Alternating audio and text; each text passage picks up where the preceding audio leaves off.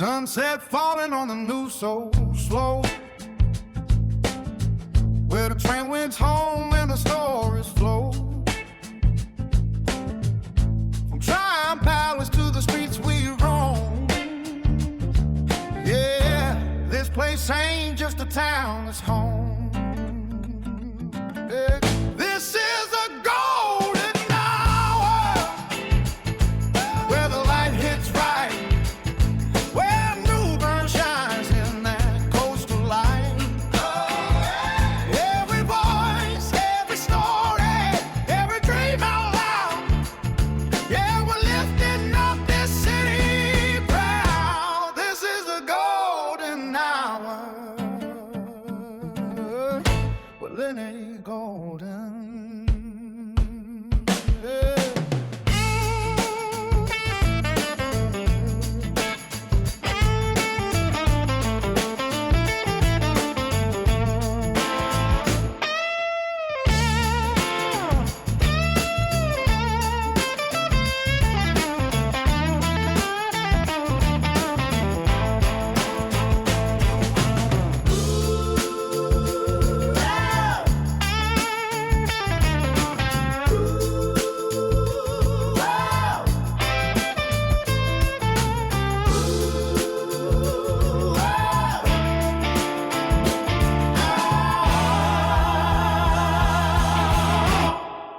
Sunset falling on the news so slow,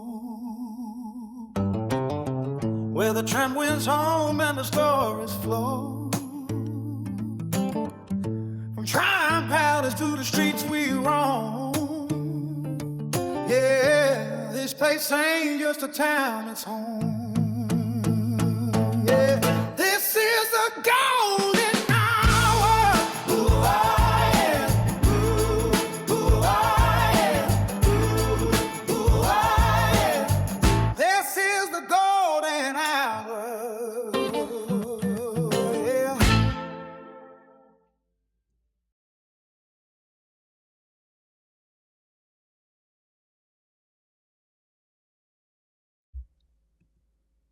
Hey everybody, I am Lene Golden with Lene Golden Real Estate, powered by Keller Williams, and I'm so excited for you guys to join me today. We have a very special guest.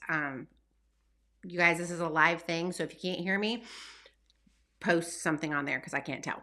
But I think we're good to go. But we have a very special guest today. We have Mayor Jeffrey Odham with us today. I'm going to get him in here now, I think. Nope. Hit the wrong one. Where is he? Hold on. Oh no. Hold on a second. What has happened? Sorry, y'all. Hang on a second. Everything has freaked out on me. What is it doing? Something weird just happened. Hang on one second, y'all. I'm so sorry. And I finally did it. I don't know what I clicked. How are you? I'm good. I started to say it's the Russians, maybe. I don't know. It could be. It definitely could be. I have not done that yet. But of course, like I said before, I get so nervous about the transitions, and I'm like, that's so silly of all things. But yeah, I definitely clicked the wrong button, and it brought up something totally that it wasn't supposed to. So, thank you so much for joining us today. Glad to be here. Thanks for the invite. Absolutely. We got some really exciting things to chat about today. And like I said before, if you guys have any questions for him, please post them below, and we'll try to get to them kind of on the end of everything. But first off, for those of you who might not know who you are, can you tell us who you are, what you do, and kind of how you got into the position that you're in? Sure. Yeah. So my name's Jeffrey Odham, lifelong New Bernian, born right here. Never moved away. I've always lived here in New Bern. And I'm married to Jeannie. We've been married 24 years. We've got one son, Gavin. He will be 17 in a couple of months, which is unbelievable. And, I've got involved with the city government back in 2013 when my alderman at the time was Dana Outlaw, and Dana lives about 2 doors down from me. And one day he was out jogging, and I was out in the yard, and he stopped. He says, "Hey, have you ever thought about getting into politics?" And I said, "No, not really. I've always been intrigued by it, but never thought about getting involved." And he says, "Well, look, you ought to really consider it." So I filed in 2013 for the alderman seat because then Dana ran for mayor at the same time. Mhm. And we both won, served together for 2 terms. And then Dana sort of retired, took a little bit of time off back in 2022. So I ran for mayor, was elected, and then got reelected as mayor last year. So it's been a interesting ride to say. Mhm. We've seen a lot of good things, and we have a lot of challenges in our city too. But it's Mm. been good. Yeah. What would you say your most rewarding part of serving the community so far? Honestly, I think it's when you actually see things happen. Like, if I were doing this job and nothing ever happened, it would be pretty boring. Yeah. I look at some other cities around us, and I think, man, I couldn't imagine serving there with the challenges you have as being an elected official, and then not being able to make progress. But we've seen a lot of change since 2013, since I've been associated with the board. We've seen new things happen, like our summer concert series, which Mm. we have thousands of people turn out on those Friday nights. Our New Year's Eve event, again, thousands of people pack the streets for that. And then we've seen growth. We've seen good, managed, smart growth where we're not growing so much, where we don't have the infrastructure to support it. And I think that's some of the challenges you see in some neighboring cities. I think Greenville and Jacksonville, they've grown so much and they've grown so fast. It's really hard for them to keep up with the traffic issues that they're having and some of the other, behind the scenes infrastructure improvements that are needed to support that growth. And I think we've done a really good job in New Bern to be able to manage that. Yeah, I agree with you. We've definitely grown. We see it on the real estate side of things. But I've also drove to the other cities you've referred to, including Hampstead and all that direction, and it is a lot going on, way For too sure. much. So I'd love for you to share some of the projects or developments that are on the horizon for New Bern that you're excited about that you'd want people to know about. Yeah, there's a lot of things I'm excited about. Some I can't share, and I know that everybody keeps saying, "Oh, you keep saying that," but you're in this I was business. hoping it was ready, like ready to. Yeah, sometimes it takes things time to develop, but there are some really exciting things on the horizon. Things that have been in the works for months now.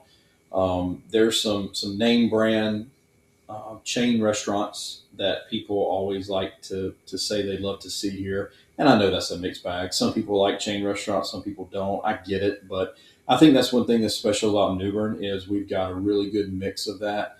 If you think back, before we had the Harris Teeter Shopping Center, the New Bern Marketplace, Hobby Lobby, Academy Sports, there were a lot of gaps in our community Mhm. that those businesses were able to fill. And it's the same way with some of the new businesses that are looking to come here because obviously these large corporations, they don't make investments where they haven't vetted it to make sure that it's going to make sense for them. Mhm. So, we're waiting on a couple of those announcements, really three that come to mind, really exciting things. And of course, we have housing. We've got some new apartments that's going out on Washington Post Road. Mhm. They're being developed now. And then with Blue Water Rise, the next phases of that, Crayburn Forest with the Highway 43 connector that is now finally being put in. That's going to open up a whole nother side of our city where you'll see the West New Bern area. Where you've got some development that's going on out there. I really think that corridor is really going to explode.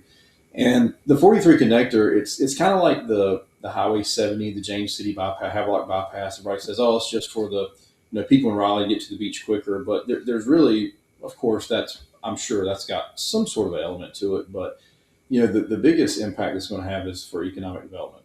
And when you put the Highway 43 connector through, it's going to alleviate traffic on Glen Burnie Road for one, which I know a lot of people will appreciate. But it's also going to open up a whole nother corridor for commercial and residential growth. So a lot of activity that's going on there, a lot of exciting things as well. So many things are ahead. When we talk about what's going on right now, we're somewhat in a lull, I guess you could say. We do have that new apartment complex over by the Speedway that's going on, and then Sheets. I think it's the worst kept secret in New Bern. Sheets is going to be going where the old Rite Aid was, next to Sonic. They finally got some paperwork and stuff like that that's being worked on, but we've got a lot of excitement in this market, and when we talk to developers and people that are looking to invest, New Bern is somewhere that's definitely on their radar. That is awesome. When you say it's like future things, how far in the future would you say? So you can't say this, that, or whatever, but is it like 5 years, 10 years, 15 years? Oh no, no! It's much more sooner than that. I mean, it wouldn't surprise me for us to have some announcements by the summer Yeah. about some of these places. And then some of the other ones, I believe that when the James City bypass, when all of that gets complete, I Hmm. think that area is going to explode. Hmm. Some of the developers we've talked to over the past couple of years, we've said, what about James City? Because I feel sorry for those folks over there because Yeah. there's just a handful of restaurants. You have to come across the bridge, and it's not that big of a deal, but it's the mindset from folks. They're like, we need something on our side of town. So we try to push people that way, but they just tell us, look, until that highway construction gets done, we're not going to look to do anything over there. But once that is complete, I really think you'll see a lot. And then, of course, you've got the whole Thrive More, the retirement area that's going to be going out in Carolina Colors with the Baptist home. I mean, it's going to be that continuum of life where you've got patio homes, and you've got duplexes, and you've got some multifamily, then you've got assisted living, and then nursing home, all there on the same complex. That's going to be something that is really going to impact our population growth here in New Bern, but also again economic development. Because when you have people, you have population density. That's what triggers a lot of development when investors look at your city. Yeah. Well, that's awesome. Yeah, I forgot about that actually until you mentioned that. That is going to be a really cool thing. Speaking of James City, James, so not really, but kind of. How's that going? Is it ahead of schedule, behind schedule? I'm always surprised. I don't take that route too often, and they seem to be making serious progress on it thus far. When are they estimating for that to finally come to a finish? Yeah, I believe the last date I heard was the end of 2027. That Okay. should be complete. It seems like they're making good progress. I know that they had a little bit of hiccup when the storm came through the western part of the state.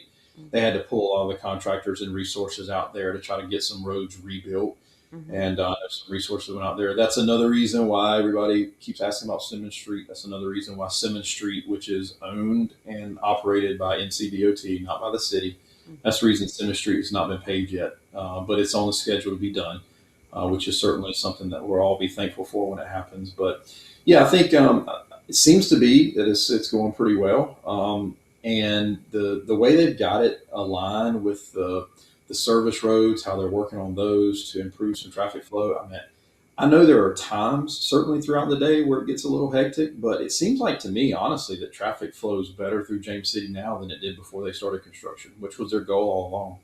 I I agree with that. Like I said, I don't go every day, so I can't sit there. But from my house in Trent Woods to Lowe's and Moorhead, I can get there in about 30 minutes now, even Yeah. going to the same city with the bypass and Havelock and stuff. So it definitely seems to be a lot quicker. How about what were you calling the connector?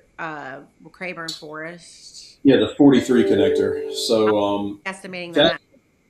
that's so when you're on Highway 70 and you're coming into New Bern, say from Kinston, and Mm-hmm. then you've got that exit that says Greenville. Mm-hmm. When you get to the top of that exit, you go left. Mm-hmm. Um, you go right, all you do is just go into the middle of the woods and you hit a T, and there's nothing else there. Yeah, So if you can imagine, there's going to be a highway that's going to continue from that point on all the way over to Ben Quinn School. that's awesome. And so that's going to take a lot of traffic, like I said, off of Glen Burnie. So if people are coming in from 70 and they want to go to Jacksonville, there's a couple other ways. Obviously, you can navigate that, but from an economic development standpoint, with Weyerhaeuser, they own a ton of property out in that corridor. I think you're going to see some exciting things happen there for sure. Mm-hmm. Yeah, that is exciting. I had somebody recently purchase a house over there working in Kinston, and we were Mm. talking about it because he was trying to time it. And I was like, well, apparently it's about to get significantly quicker because you don't have to go through town at all, essentially, to get onto 70 now, which it won't be then. So, um, well, like we've been talking about, New Bern's been growing. It's continuing to grow. How have you been able to balance? I think you've done a great job personally, keeping that growth while keeping the New Bern charm intact. Yeah, I mean, I think so much of New Bern is focused on downtown, Mm-hmm. which can be good and can be bad. But the downtown doesn't have so much additional opportunity for growth. I mean, there's only a few, vacant lots that can be developed downtown. Mm-hmm. So even if every one of those vacant lots downtown did get filled up by something, um, you're still not going to lose that small town feel because we're not going to have skyscrapers. We've got height limitations on development. We've got the farmers market, which is sort of gives you that very unique sort of charm that you see downtown on the weekends. And I think that our growth has come really from the extremities of the city. Mm-hmm. So even back if you look decades ago at Taberna and Carolina Colors, those really stretched our boundaries, figuratively and literally, from a city standpoint, and that's where our growth has been is out that way. Since Greenbrier, was done right kind of in the middle of the city in sorts, most of our growth has been on the extremities, Mm-hmm. and those are things when people come to town and they go downtown to visit and they go to the shopping centers. They don't see all of that additional growth. It may sound kind of bad, but I guess it was year before last. We were out riding around looking at Christmas lights, and Mm-hmm. we rode through West New Bern, and I was astonished at how many houses had been built in West New Bern. It's I knew they huge. were building houses, but I didn't know they had built that many so quickly. Mm-hmm. So that's really where a lot of our growth has come, and I think it's good because we're able to keep the feel that everybody loves about New Bern, and we're still able to grow and not lose that. Yeah. So West New Bern wise, I agree. I showed a house there not long ago and was shocked. I didn't know there was townhouses at that point. I didn't know. We actually had D.R. Horton come to the office not long ago and kind of tell us all the things that Hmm. are happening that direction. Um, and then we had somebody come talk about different businesses that were popping up. And one of the things he had said was, "There's not a whole lot of businesses on that side of town." Hmm. Um, you probably can't disclose a whole lot, but are there plans for other businesses, restaurants, shops, whatever, to pop up over in that area, or is it all going to be more in this direction? Yeah, so if you go back, 20 years or so, whenever all this development started being, envisioned for West New Bern, it started out it was going to be this big commercial destination. Hmm. And they would do all that first, and then they were going to build housing. And then what happened, the 43 connector got delayed again for like the umpteenth time by DOT. And so then we had the Newbern Marketplace again with, all the big box stores that we've had, pop up there. And it sort of took the focus off of West Newbern. And so at the time, Weyerhaeuser said, we're going to have to take the ball back and punt a little bit. And when they did, they said, let's start with residential.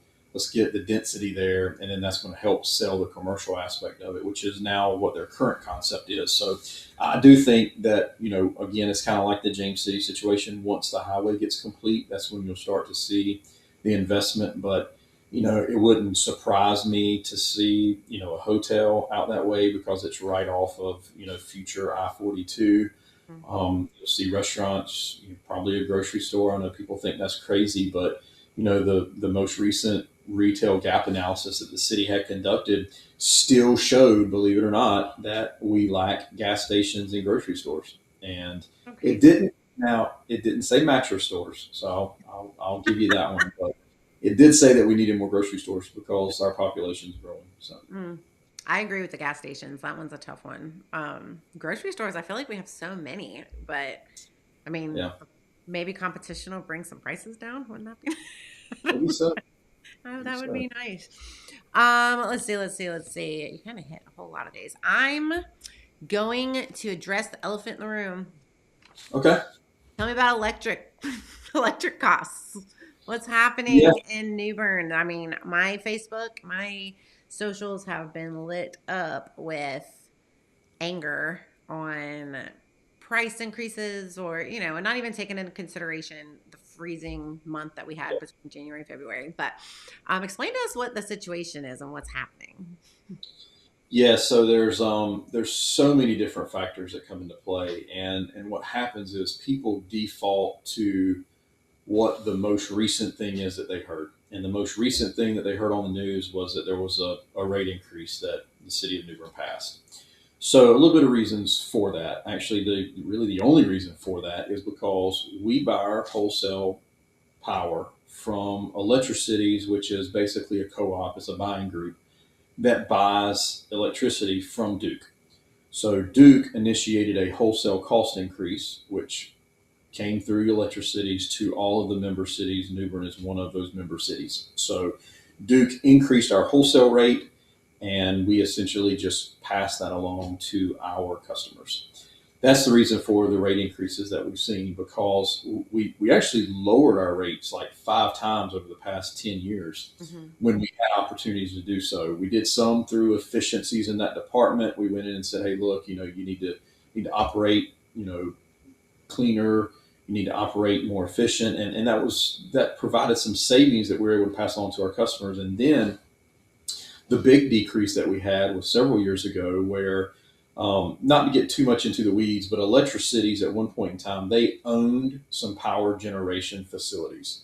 And when they owned those facilities, the member cities, which New Bern is one of, we had to pay the debt. So it was like a mortgage, if you will. Mm-hmm. And every year we had to pay our annual debt service. So what happened was Duke came to Electricities and said, we need to build some more power plants. Instead of us building a more power plant, let's buy yours. So we were able to sell them that asset, and then the mortgage went away essentially. So that annual debt that we were paying, we were looking forward to not having to pay that anymore.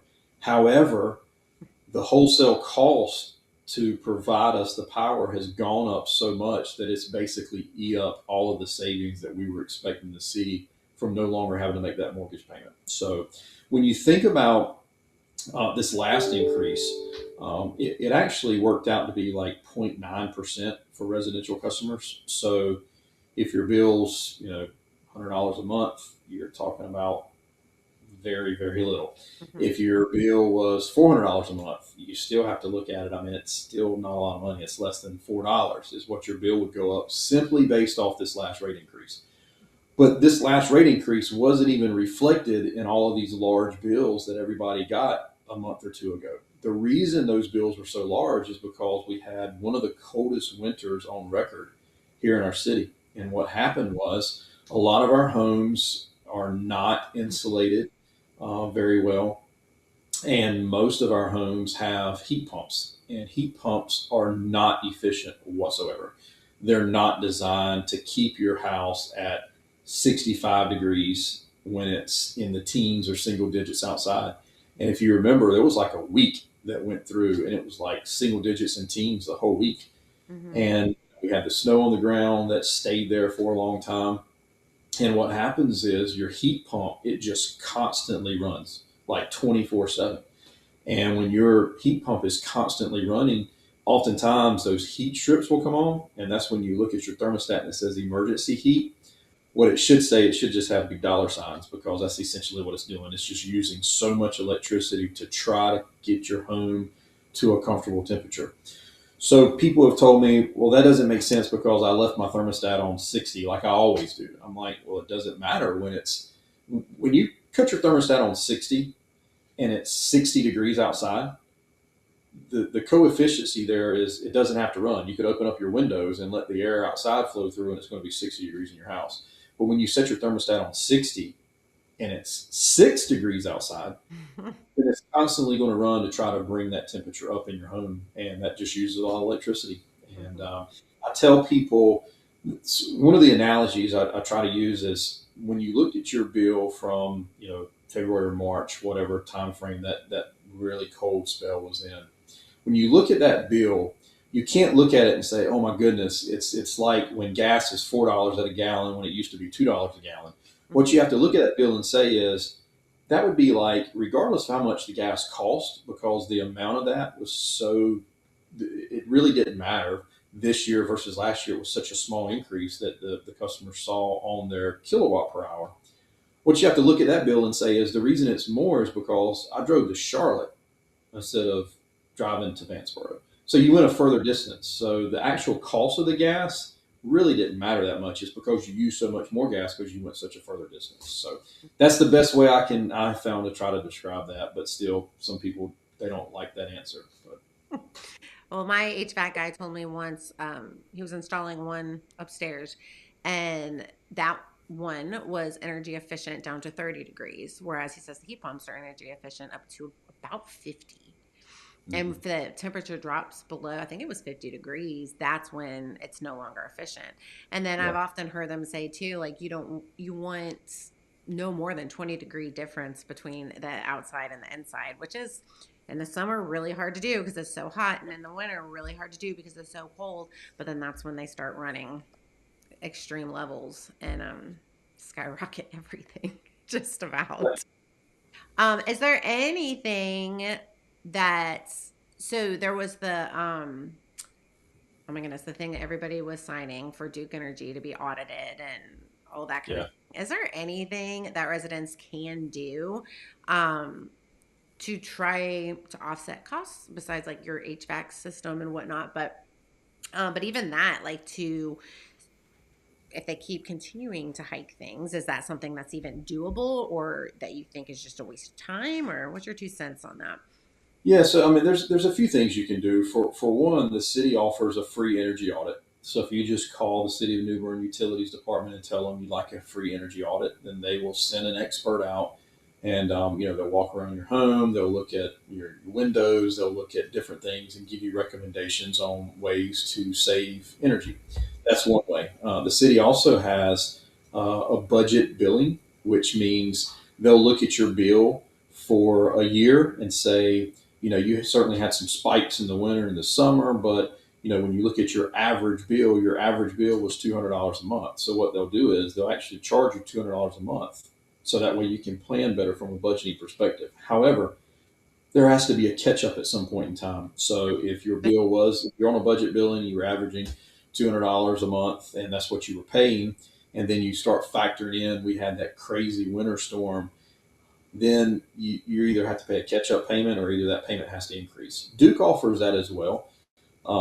Duke adjusts theirs a lot more frequently than what we do, but it is an option for people out there that would rather have a more budget friendly light bill, and that's something you can look into. But as far as the audits and all this other stuff, I mean, I hear that, but at the end of the day, Duke is a private company. They had some pretty nice profits last year, and I think that's really what rubs people the wrong way Mm. when they hear that their electric bill's going up because Duke's increasing it. But the only options that the city has, for example, to say, hey, look, we want to go with somebody other than Duke, we're in a contract with them, and that contract doesn't come up for several more years. Mm. And we have to give them notice if we intend to leave them and find a different wholesale supplier. And it's not like car dealerships. It's not like there's an electric provider just right around the corner that we can go choose a different brand. So that takes a lot of planning, takes a lot of work behind the scenes, and that's something that we started doing a few months ago. We've actually started looking to say what are our alternatives, what are realistic alternatives for us. We're in the process of hiring a consultant, and I know that I have my feelings about consultants at times, but for something this big and this impactful, that's when you got to bring the experts in. And I agreed to go along with that with the rest of the board under one condition, and that one condition was that nothing was off the table. And what I mean by that is if the consultant comes in and says, look, things have changed, times are different, and we really don't see the need for the city to be in the electric business anymore. we recommend you selling your assets and just get out of the business altogether. Which for me, I'd have no issue with that at all, Hmm. because it's very time consuming. It's very labor intensive. We have to deal with customers all the time who can't pay their bill, and since we're a municipally owned electric provider, we have an office that they come in and they sit down, they talk to somebody, they work through those. If you're a Duke customer, you don't have those luxuries. Hmm. And that's what I tell people all the time, that there is certainly benefit to being a City of New Bern customer. For one, City of New Bern rates are lower than Duke even now, even after the last increase. City of New Bern rates are lower, and you've probably seen some of the buzz in the news. Duke is trying to get an, I think it's an 18% increase. They're trying to pass that along to their retail customers. So, if you're a retail customer of Duke, like I am, and an 18% increase passes, that means there's going to be even more distance between City of New Bern. So, we're just going to keep looking and keep all options on the table for whatever's going to be best for us and our citizens and customers. And I have to say citizens and customers because not every citizen is a City of New Bern Electric customer, and not every City of New Bern Electric customer is a citizen. We have customers that are outside of our city limits. So to you were just talking about Duke raising their rates, and what did you call the customers that are getting that rate? What was that word you used? They're, they're Duke retail Retail. customers. Okay, so So can you Duke, clarify what that is for people who don't? sure. Because I Yeah. didn't So a minute ago. a Duke retail customer would be me, where I have a home. Duke is my energy provider. I get a bill every month directly from Duke. Then Duke has wholesale customers, which the City of New Bern is one of those wholesale customers. So when you talk about wholesale and retail rates, there's a big difference. So the reason that the City of New Bern had to have a retail rate increase is because Duke recently had a wholesale rate increase, which means the City of New Bern's cost went up, and we had to pass that along.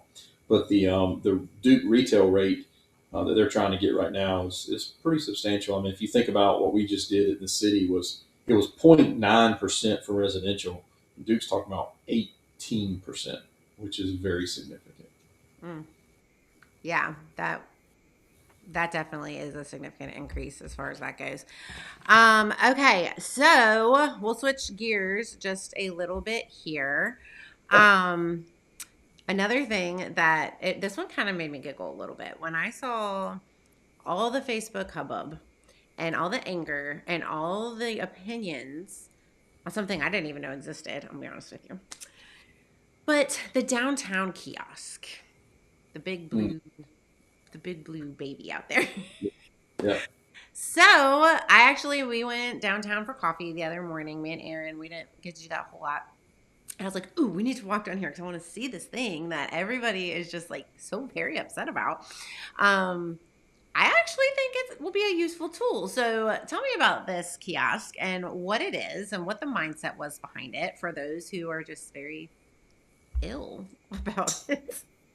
Yeah, if you're ill over the kiosk downtown New Bern, then you probably should get a hobby or try to find a little joy in your life, because there's certainly things to get ill about, and that's not one of them. So, a couple things. So, first of all, the kiosks were not put there for me and you.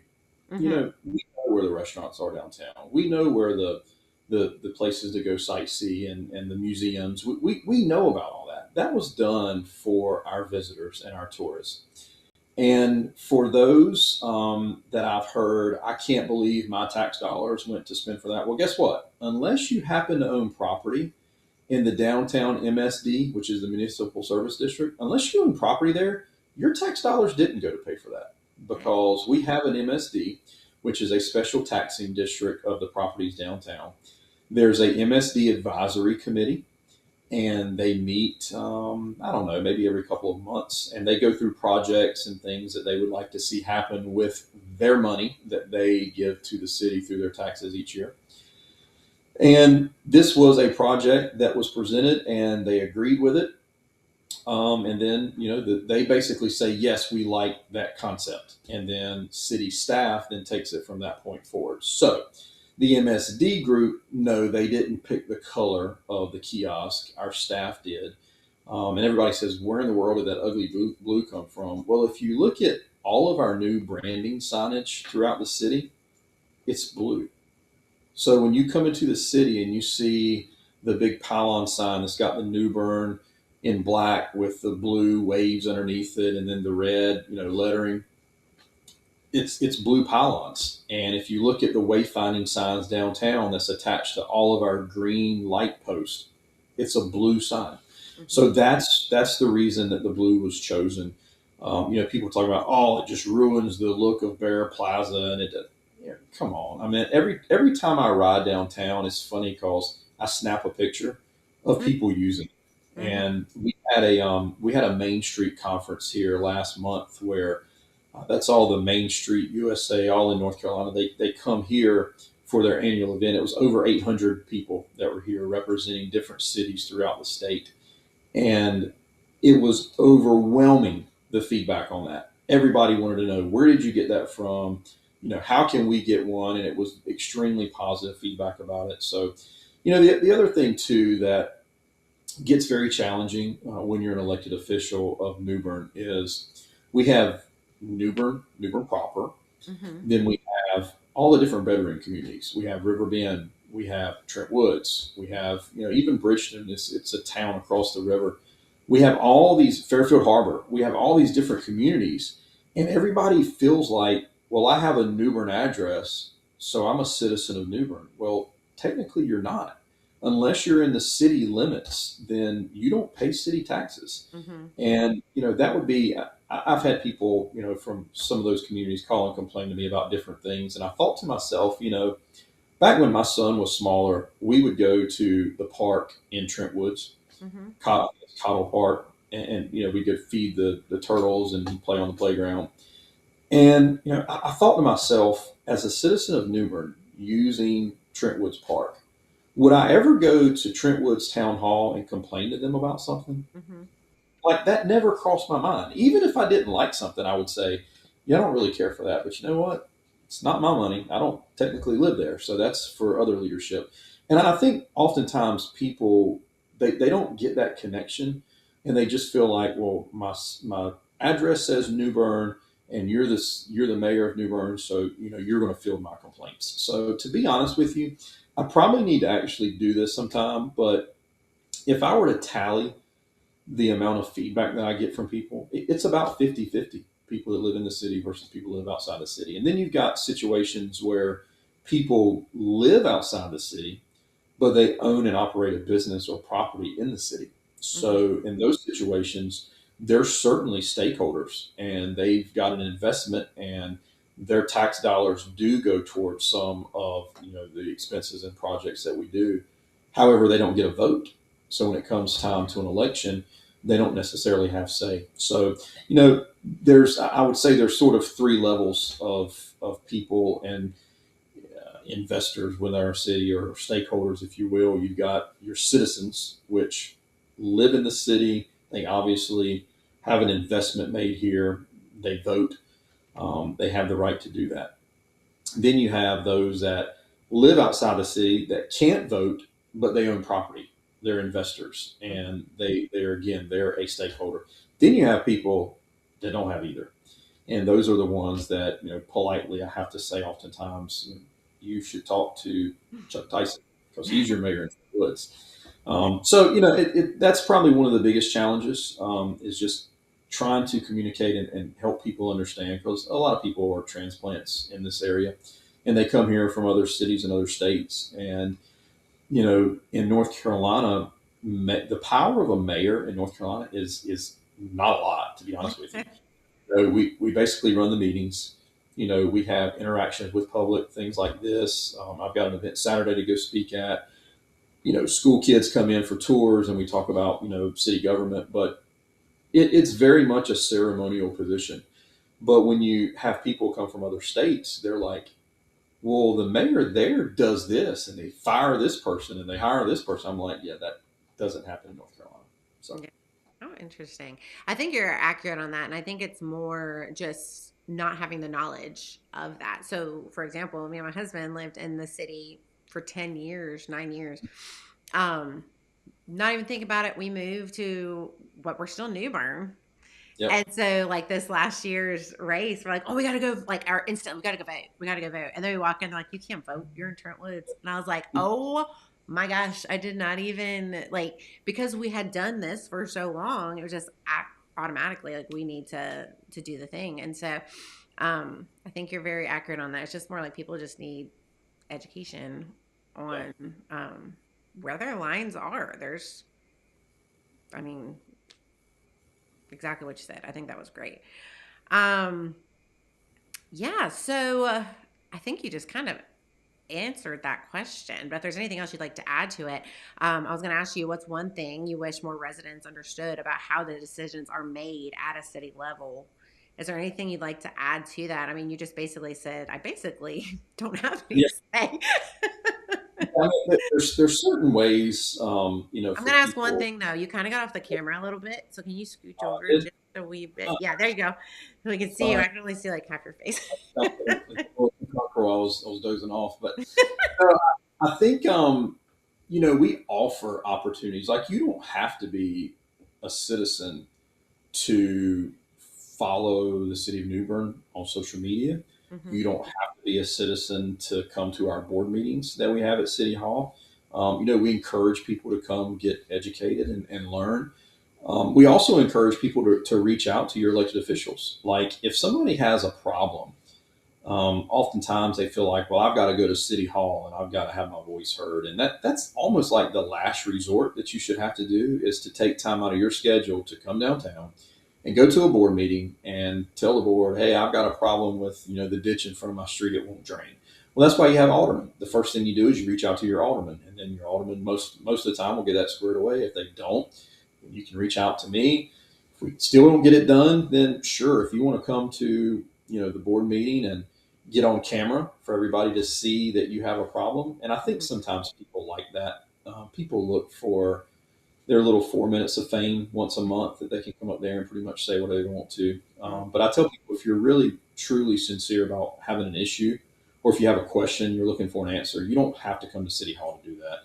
You can reach out to us anytime. But we also, from an educational standpoint, we have something called New Bern 101, which the chamber has leadership craven. There's different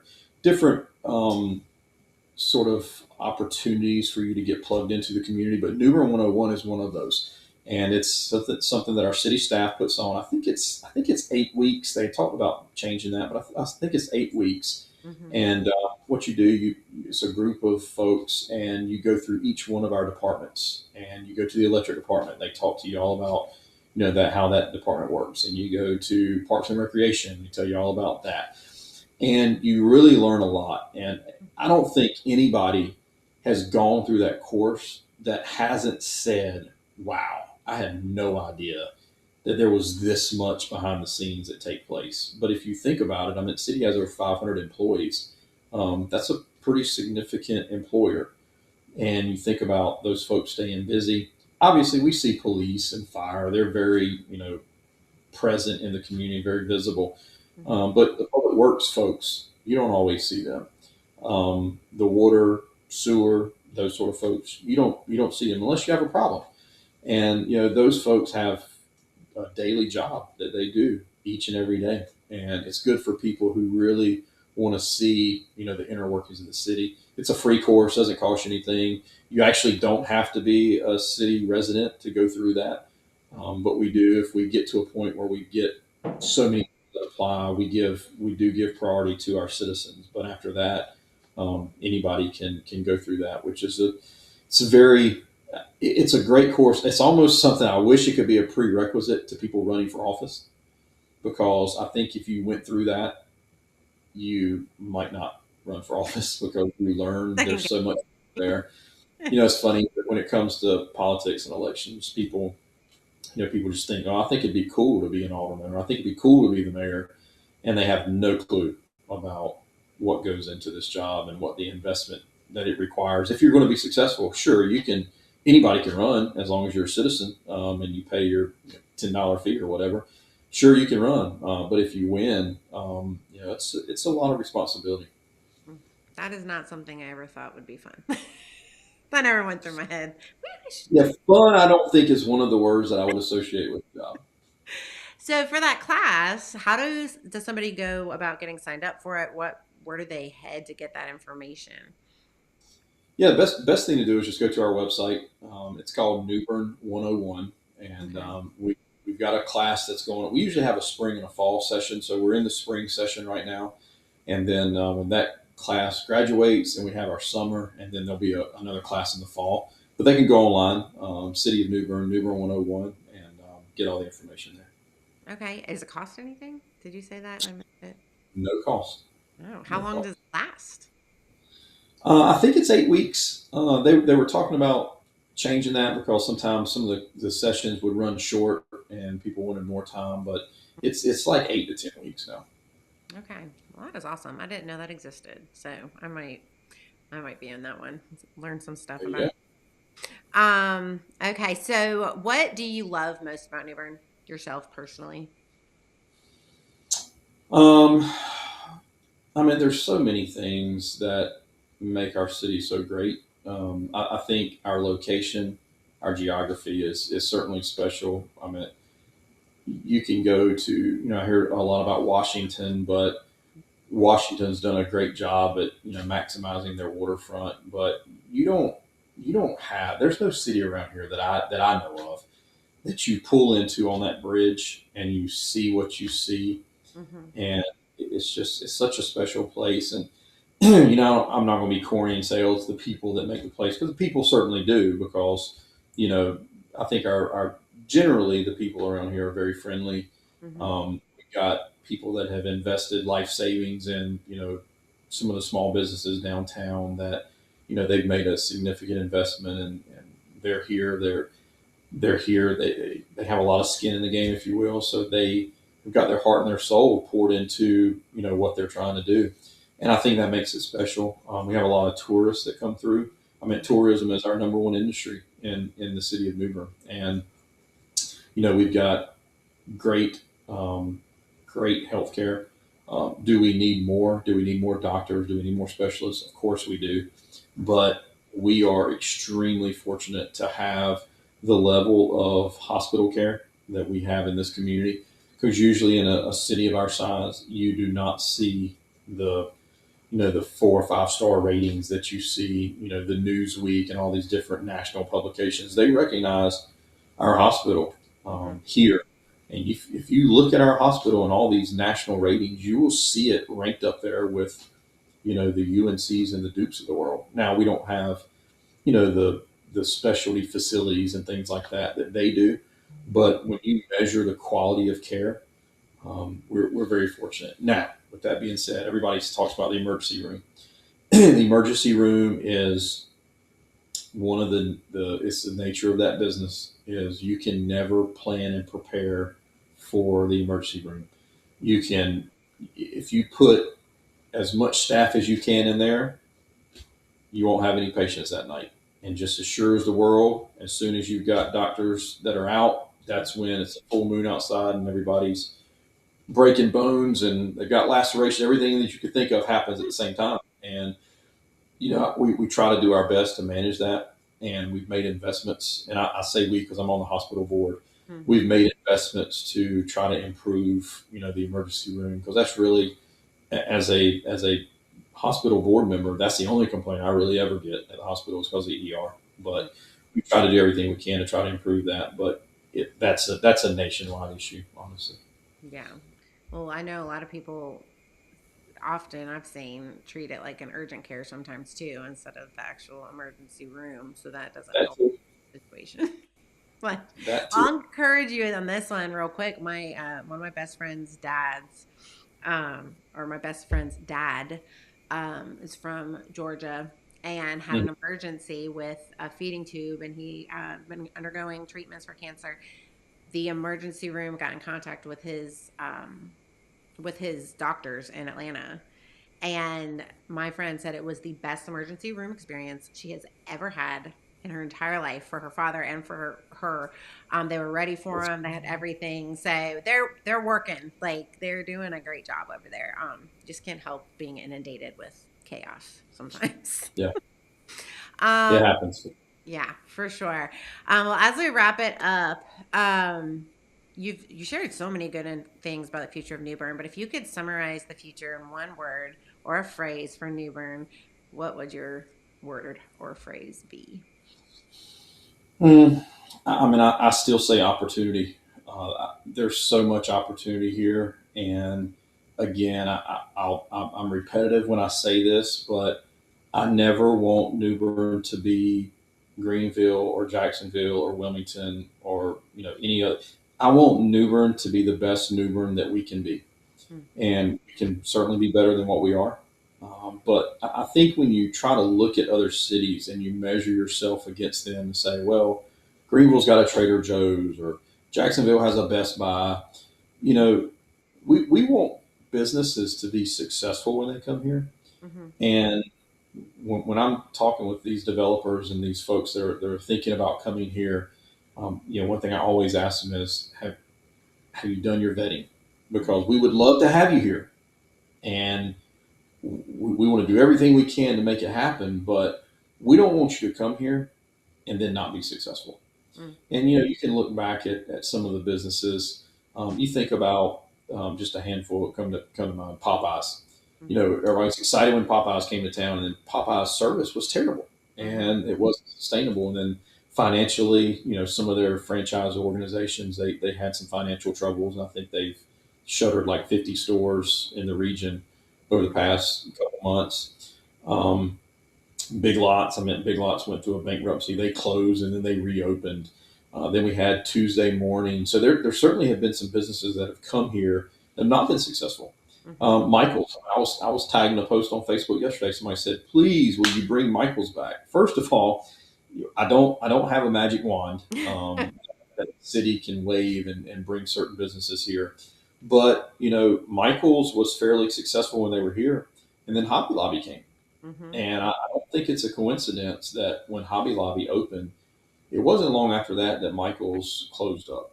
Yeah. And people love variety, just like food. I mean, I hear all the time, we'd love to have an Olive Garden. I mean, we've got some great Italian restaurants in the city of New York, some of my favorites. But for whatever reason, people just want to have some of those chain restaurants. But we don't want businesses to come here and not be successful because to me, that makes the community look bad Mhm, when somebody makes an investment and you don't support it and then they go away. So, anytime somebody is talking about coming here, I want to make sure they've done their due diligence and they've done their homework and it's something that's going to work. And, I hear all the time, it still hasn't gone away. Family entertainment, mhm, everybody wants something for the kids to do. I agree with you wholeheartedly. Um, and we are working very hard to try to make something like that happen. mhm, The city manager and myself, we actually went out of town and met with some investors that have recently opened up a family entertainment center, and hoping that they're going to come to town here in the next few weeks, and we're going to meet with them and show them around and show them a few things. But the first thing they said is you got to have a feasibility study because before you start investing 10, 15, $20 million in something, you got mhm. to make sure it's going to work. Yeah. And that's there's steps in this process that were to make it happen. So from a time frame standpoint, if somebody's thinking, well, when are we going to get a trampoline park? When are we going to get a bowling alley? When are we going to get something like this? Well, if a feasibility study is commenced, like let's say it starts today, it usually takes a month or two for those things to be generated. Then once you get that, then you go out to all these different investors and you start making the pitch. Hey, look, New Bern, this we've got a feasibility study and it shows that we need this facility here and it can be sustainable. Then you've got to go find those folks to show that to. Then you have to convince them. Then you have to find a building or find property. If you find property, building has to be constructed. First of all, they have to get all their finances lined up. That's the key to everything. If you don't have the money to do it, it doesn't matter how good of an idea it is. You got to have the financial wherewithal. So it's a longer process. But again, if these folks come to town in the next few weeks and we get a feasibility study that comes up and says, yeah, New Bern's a great market. That's where you need to open up your next location. And they were to start. I mean, we're talking about you know 2028 Mhm, being realistic to see something like that. But I do think that the more we grow, the more it's easily easy to justify the need for something like that. That's exciting because I agree that I think that's the only negative I feel like is there's just nothing for like I have 4 children and we've got to go bowling and you Yeah. know Emerald Isle or somewhere. So that would be exciting to hear about for sure. Well, is there anything else you would like to add that you want anybody to know? No, I mean, I think we touched on a lot of topics. And I tell people all the time, if you have any questions about stuff, reach out. We're all busy, just like you all. Everybody's busy, unless you're retired. And Yep. if you're retired, even some retirees I know stay busy too. But Hmm. reach out to us. Shoot me a email. Give a phone call. If I don't get right back with you, I promise you I will eventually get back to you. Matter of fact, I've got about 15 emails in my inbox that I've got to respond to. I owe people stuff. So I'm going to work on that this afternoon. But yeah, no, just reach out to us if you ever have questions. If you hear something that just doesn't sound right, ask us. Don't just take it for what it's worth in the media. It's so funny because something I look forward to every year is April 1st Mm. because I always put a post on Facebook of something that sometimes it's like, is the mayor serious or is he joking? And then one year I did something that I thought was just so out in left field. Like I think I said that Disney World had purchased the mall, the hotel behind the mall that wasn't complete yet, and that they were going to turn it into a little mini Disney World. There was going to be a monorail that was going to run through the mall, and we actually had people call City Hall complaining about that. So I was like, okay, well, if people are going to call and complain about something that crazy, then maybe I need to make it a little bit more realistic and make it more interesting. But yeah, it's fun to do that. But I tell people all the time, if you hear something that doesn't sound right, just ask us. We'll get you the Mhm. answer. That's awesome. Well, I appreciate you joining us so much. It's been a pleasure getting to talk with you, and I've learned a ton of information actually. So this has been fabulous. So Yeah, thank you so much. Um, yeah, and I hope you have an amazing week. same to you all. Thank you. Awesome. Thank you. We'll see y'all next week.